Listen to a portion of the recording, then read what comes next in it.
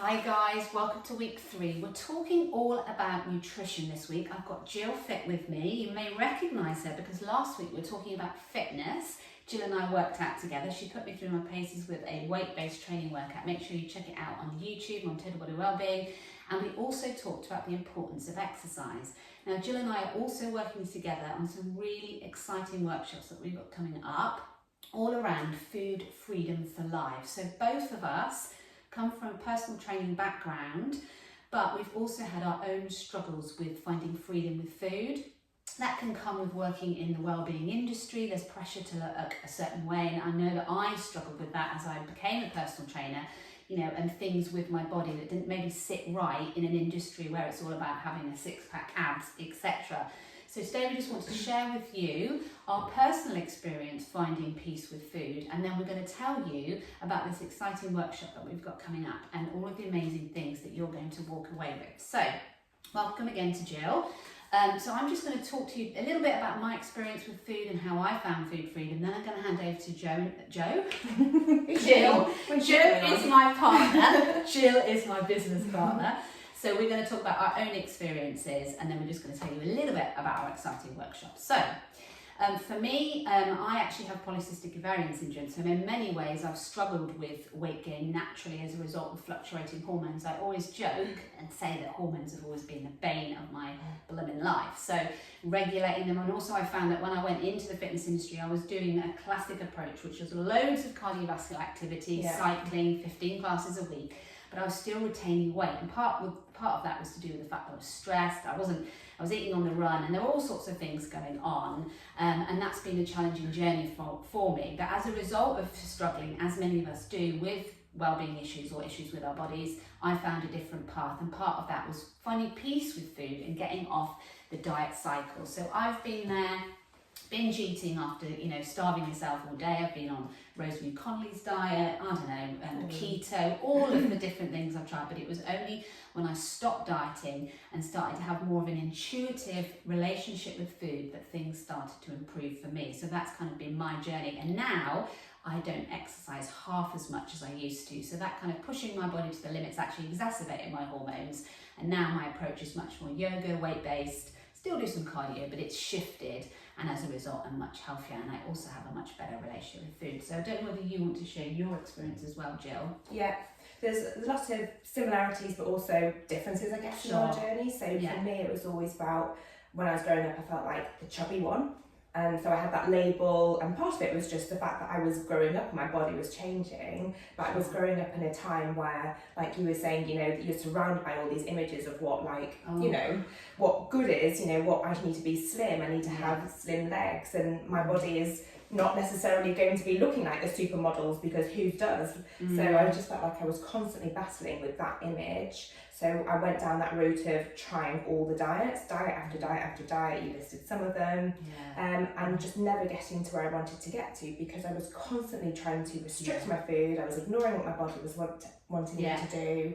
I was doing all the cardio. I just didn't really know what I was doing, but I was just sold all these diets and these promises of getting me the dream body, which was never going to be realistic for me. No. So I went down that route for years and years. I did all the cardio. It really led to such an unhealthy relationship with food. I even ended up having binge eating disorder with my body, and it was just a place for a constant battle, essentially. So I put in a lot of work. I really spent some time thinking about, what is it that I want to achieve? Why can I not stop this sort of binge restrict cycle? A big thing for me was discovering strength training. So exactly like you said, that was a game changer. It was something that I thought, actually, this is what my body is built to do. I do have a strong body, and I want to celebrate that. So that was just a real moment of change. And just understanding that it's about balance. It's not about these drastic restrictions. That's never going to work. So how can I have that balance in the long term around food? And that's just the journey that I've been on for many years, and got me to where I am now. Amazing. And it is nice, isn't it, to hear people's personal experiences and stories, and that's what we really want to get across. Anyway, let's tell you about our upcoming workshop. So we are both very, very passionate, hence why we've collaborated and come together in really changing women's approach to food. I am, as you probably agree, sick of seeing so many women struggling back on the diet cycle, and we really feel that there are lots of tips and tricks that people aren't aware about that have nothing to do with calorie counting. So in the workshop that we're running, we're going to be talking about the challenge and the associations that many women have with food, that emotional attachment that we sometimes have, and how to break that cycle. We're going to be giving you the opportunity to set rock solid habits, because when we have cornerstone habits that support healthy eating or cues in our environment, it can make life easier. We were only talking a minute ago about the fact that everywhere you look, there's temptation, isn't there? I mean, you were telling me that 75% of everything's got sugar in it. It's impossible to eat well, really, in the environment we live. So rather than facing or trying to focus on willpower, it's much easier to have like these environmental cues, or to set up your environment for success. It could be things like pre-plating meals, things like that, just putting healthy food where you can see it. But the key thing for us is not having this obsession. The other thing we cover is all to do with brain and body. So a lot of us don't really realise how our brains work. So basically, if I say to you, don't eat chocolate cake, what do you think about 24/7? Yeah, chocolate cake. Chocolate cake, chocolate cake, It's chocolate like cake. when you've got kids and you say to your kids, don't Exactly. do something, it's the first thing It's they're like- going to do. Brain can't process the negative. So we're going to talk to you all about how to work with your body and your brain. We're going to talk about environment. We're going to also talk about nutrition as well, in terms of when you have foolproof nutrition, it leads to healthy eating. So you don't need to obsess, you just need to know what to eat to fuel your body, to burn fat and things like that. So it's very much teaching you to break that negative cycle with food, to learn all the tricks and the trades, to basically finding food freedom, peace with food. And food is something to be enjoyed. It can be a joy, you know. Exercise doesn't have to be ruthless. It can be something that you know, have fun in, choose certain activities that you like. This is very much our philosophy. So anything you wanted to add just in terms of the workshop and content? Yeah, I think it's just, certainly from my own experience, I think we make things too complicated. Yes, We think, definitely. right, I've got to have this many grams of protein, I've got to be Yes. eating this many calories, I've got to do this form of exercise. It's no wonder we get obsessed about food.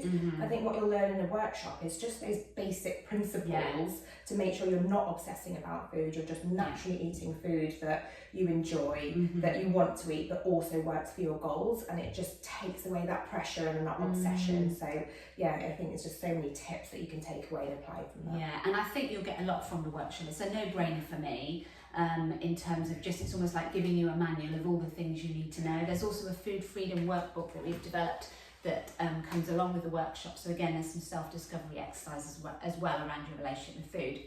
So we'll put all the details to accompany this video in terms of the workshop. It's an absolute bargain price. It's £59, but if you are, it's a 3-hour workshop, £59 in Reading, Holiday Inn South. But if you're on my challenge, part of this menopause, and you've been watching, you get a further £10 off. So we've already filled a number of spaces. So act now, because there's only 20 spaces available. So 10 in the morning, 10 in the afternoon. So we hope to see you there and help you on your path to food freedom. Take care, everybody. Thanks. See you soon. Bye. Bye.